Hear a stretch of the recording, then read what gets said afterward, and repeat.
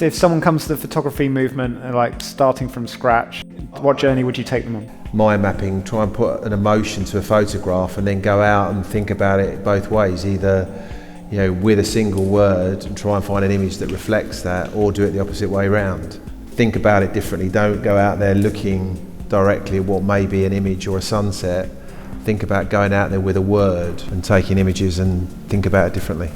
We were talking about this creativity, and obviously going beyond it, Steve, is it like everyday life journaling? There's how photography and within your movement has become like a therapy for people. So tell us a little bit about that and maybe a couple of examples. So one of them is Joel Robison from Canada. So this was one image that he put forward, which was shortlisted, which is called A Visitor. But he suffers from his own mental health, his own struggles.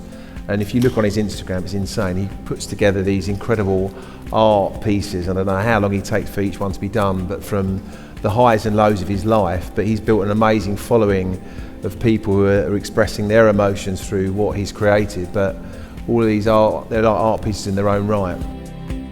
This bad boy, but look at the lenses on it, it's incredible.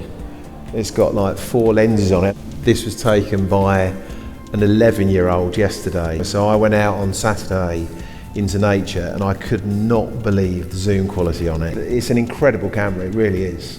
Go where you're comfortable and then go beyond it. So start with scene optimizing, get your grid lines out there. If you're always on your scene optimizer, go into the pro mode, turn those guides off and just start playing around with it.